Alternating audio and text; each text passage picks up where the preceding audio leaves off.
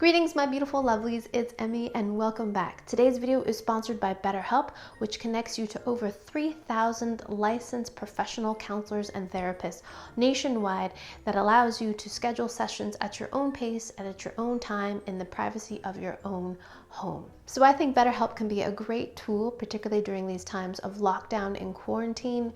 We have pressures already in life and now we have even more, and we're unable to participate in those tasks and hobbies that allow us to vent some of these pressures. So something like BetterHelp can be such a great tool to speak with a professional about how you're feeling and what you're dealing with. You can schedule a session at your own time and your own pace, and you can communicate with your counselor via text, chat, video, or phone call. Everything that's shared during your session remains completely confidential, and if for any reason your therapist is not a good fit, you can change at any time. Also, financial aid is available for those that qualify. It also should be noted that BetterHelp is not a crisis line. So start living a happier life and get 10% off your first month by clicking the link down below, or head over to BetterHelp, that's HELP.com/Emmy. Big thanks to BetterHelp for sponsoring this video. Now today I'm going to be making a cake, but a cake with a kind of unusual ingredient. Pork and beans. Now, this recipe was brought to my attention by JJ. JJ, thank you so much for sending me this recipe. He said his Aunt Rita made this and no one could figure out what the secret ingredient was. So in his email, he also included the recipe, so I will put that in the description in case you want to make this for yourself. So, pork and beans, have you eaten much of these? I have to confess, I have not. I know in the UK they have a version of pork and beans made by Heinz that is much loved on toast, and I have had that a few years ago. I'll put a link to that video in case you're curious.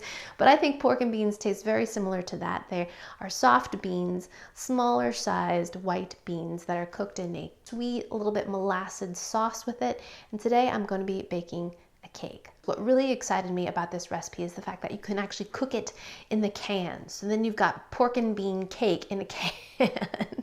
Something about that just seems so funny. So let me walk you through the steps of preparing the cake. Preheat your oven to 325 degrees and grease and flour your pans. Rather than doing that, I like to use this baking spray that includes a little bit of flour. In a large bowl, you're going to add 2 cups of sugar, 1 cup of vegetable oil, and 3 eggs. And then on medium speed, using a hand mixer, you're gonna mix this all up until it's well incorporated. And then you're gonna add 1 15-ounce can of pork and beans. These cans are 11 ounces, so I used about 1.5 cans. And if you'd like, you can add 1 cup of raisins at this point, but I am not a raisin fan, so I omitted it. And then you're gonna add 1 teaspoon of vanilla. So in a separate large bowl, you're gonna combine 2 cups of all-purpose flour, 1 teaspoon of cinnamon, a 1/2 teaspoon of baking powder, a 1/2 teaspoon of baking soda. You're gonna whisk these all together and then add your dry ingredients to your wet. And if you're using cans, it says only to fill it 2/3 of the way, but I would say even less. This cake rises a lot, so just fill your cans halfway. And make sure if you're using cans to place them on a baking tray, because if you're like me, you're gonna have some overflow. So place your cakes into the oven and bake them for 1 hour. And I found the cakes that I baked in the can actually went for about 1.5 hours. So once you test it with a toothpick and it comes out clean, then you know your cakes are done. So here's my square cake. Look how much it pulled away from the sides. So let's get the square cake out of the pan. Here we go. I always seem to have this problem. Okay.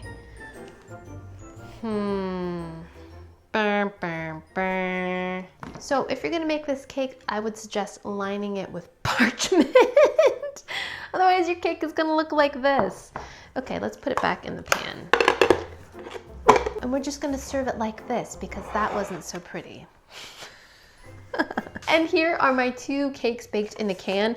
As you can see, I had tons of overflow. This can I actually scraped the excess off and cleaned it up a bit because I want to put the pork and beans label back on it. My plan is to do what you do with the bread in a can, and you cut it from the bottom so you can use this little piece of metal as a plunger. And put our label back on our can. And we're just gonna push the cake out. See that? Yes. Alrighty, so there we have it. The pork and beans cake cooked in a can. Alrighty, let's go ahead and cut this. Here we go.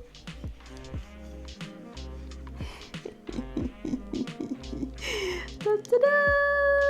Oh my gosh, you can see the beans inside. Yes. I purposely did not over stir the batter because I wanted the beans to stay whole. This is so great.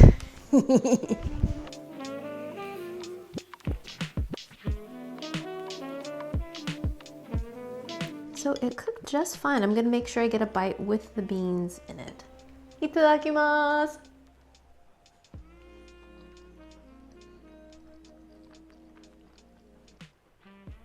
Wow, that is a very sweet cake.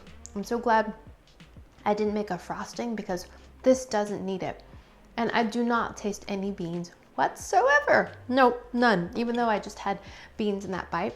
It's not actually that surprising to me. Beans have a very soft texture and pork and beans have a sweet flavor to them already. So mixed with the cinnamon in there, don't taste it at all. It's great. It's a very moist cinnamon cake that happens to have beans in it. I think this would be delightful to take to a party. If you leave the beans whole, you can give your guests a hint of what is inside the cake. I'll go ahead and slice into this and see if it's any different. So there it is. And yes, you can see the beans a little bit here. I was concerned that the beans might just sink to the bottom, but they didn't. They remained suspended. There we go. It definitely seems more cake-like. Maybe it's because I'm eating it with a fork and it's shaped like a square. I like how the edges of the cake kind of get chewy, kind of like an edge piece of a brownie. There's a lot of sugar in there, so I think that has something to do with it.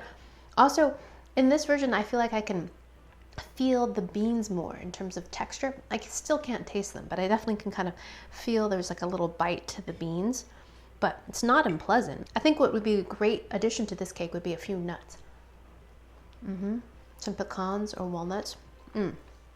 Maybe that's because I have that association with a spice cake. Alrighty, so there you have it, the delightfully fun pork and beans cake, especially fun if you cook it in the actual can. So big thanks again to lovely JJ for suggesting this recipe, and of course his Aunt Rita for introducing it to his family. And big thanks again to BetterHelp for sponsoring this video.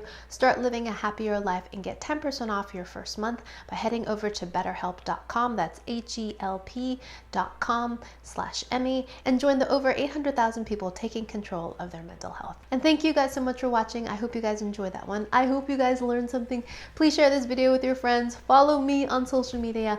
Like this video, subscribe, and I shall see you in the next one. Toodaloo. Take care. Bye.